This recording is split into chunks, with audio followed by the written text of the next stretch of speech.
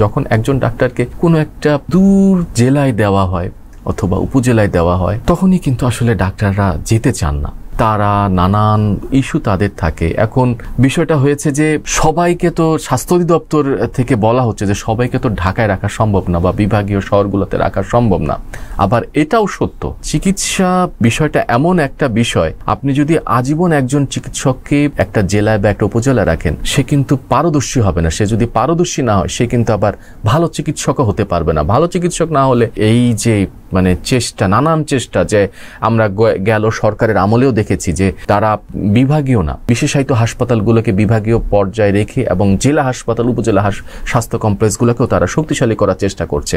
তারা বলছে যে যাতে রোগীরা যে জেলার উপজেলায় কোনো যদি একটা, আমি আপনাকে যদি কুড়িগ্রাম বলি, কুড়িগ্রামের যদি আমি বলি উলিপুর জেলার যদি স্বাস্থ্য কমপ্লেক্সে কোনো রোগী থাকে, সে যেন সরাসরি ঢাকায় না আসে, সে যেন সরাসরি কুড়িগ্রাম জেলা একবার দেখা করে যে আসলে কি হয় না হয়, তার উপজেলায় যেন সে ট্রিটমেন্টটা পায়। যদি কোনো জটিল রোগ হয় তখন তাকে হয়তো রেফার, যেটা আমরা বরাবরই দেখি বাংলাদেশের বিভিন্ন প্রান্ত থেকে। এই চেষ্টাটা কিন্তু আমরা গত সরকারের আমল থেকে, গত পিরিয়ড থেকে আমরা দেখেছি।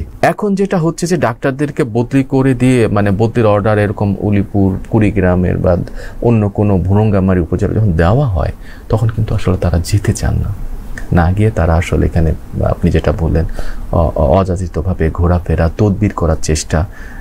তাহলে আসলে বিষয়টা দাঁড়াচ্ছে যে তাদের ডাক্তারদেরও তাদের নিজস্ব কিছু যুক্তি থাকে, তারা যে জায়গায় থাকে।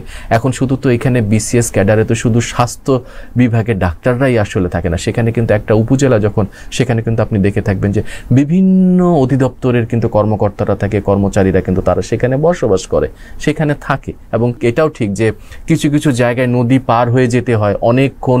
আমি শুনেছি সেদিনকে এক ডাক্তারের সাথে আমার কথা হচ্ছিল যে তিনি বলছে যে 2 ঘন্টা নৌকায় গিয়ে পার হয়ে সে তাকে উপজেলায় গিয়ে সেখান থেকে দায়িত্ব বিয়ে করে আবার এপারে আসতে হয়। এখন 2-1টা উদাহরণ ঠিক আছে, কিন্তু তাই বলে ঢালাওভাবে যে একদম যে ডাক্তাররা যেতে না যাওয়া, তারা ওখানে না গিয়ে যে শুধু তদবিরের চেষ্টা, এটাও কিন্তু একটা ঘটনাটা ঠিক।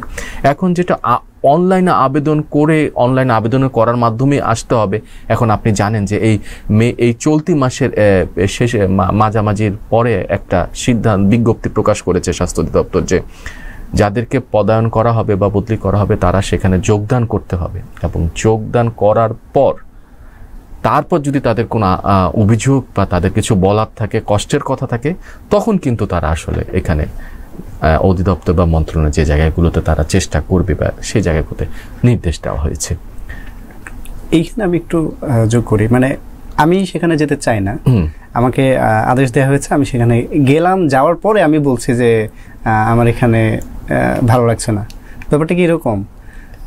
এখন আপনি, এটা আসলে খুবই একটা জটিল বিষয়। আমি এটা অনেক বছর থেকে কিন্তু ডাক্তারদের এই অভিযোগটা থাকে যে তারা আসলে দিলেই চলে আসার চেষ্টা করে। এখন অন্যান্য, আমি আপনাকে বললাম যে অন্যান্য মন্ত্রণালয়, অন্যান্য অধিদপ্তরের কর্মকর্তারাও কিন্তু থাকে। ওখানে মৎস্য আছে, লাইভ স্টক আছে, প্রকৌশলী ইঞ্জিনিয়ার আছে, ওখানে আপনার নির্বাহী ম্যাজিস্ট্রেটরা যারা প্রথমে যারা যোগদান করে তারাও থাকেন, ওখানে আমরা আপনার কৃষি কর্মকর্তারাও থাকেন, ওখানে অন্যান্য যে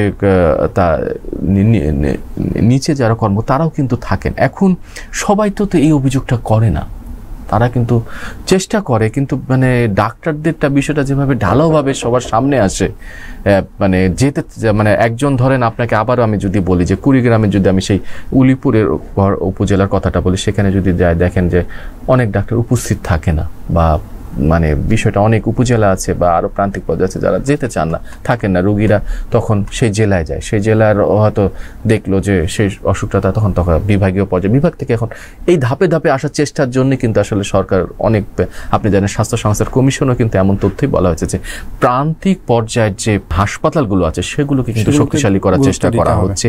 ঢাকা বিশ্ববিদ্যালয় একটা স্বাস্থ্য সংস্থার কমিশনের এই বিষয়গুলো নিয়ে আলোচনা এবং ডাক্তারদের কথা শুনছিলাম, সেখানে আমি একজন ডাক্তারকে বলতে শুনেছি যে আপনি মানে জুনিয়র ডাক্তাররা যারা আছে ঢালাওভাবে যে অনেকে মেডিকেল অফিসার হিসেবে ঢুকলো, জয়েন করলো, রিটায়ারমেন্টও সেই হিসেবে, আবার অনেকে উপজেলায় বা জেলায় থাকছে, ঢাকার বাইরে বিভাগীয় শহরগুলোর বাইরে যারা থাকছে তারা থেকেই যাচ্ছে, আর যারা আসছে তারা আসছে একটা গ্রুপ থেকেই যাচ্ছে আর একটা গ্রুপ এই সুযোগগুলো নিচ্ছে।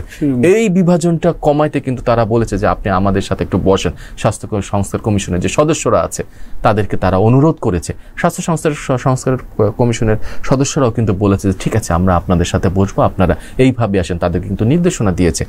এখন আসলে এই বিষয়টা কিন্তু আসলে একটু দীর্ঘ একটা এই সমাধানটা কিন্তু হঠাৎ করেই সমাধান হবে না, কারণ এই সমস্যাটা অনেক বছর থেকে চলে আসছে।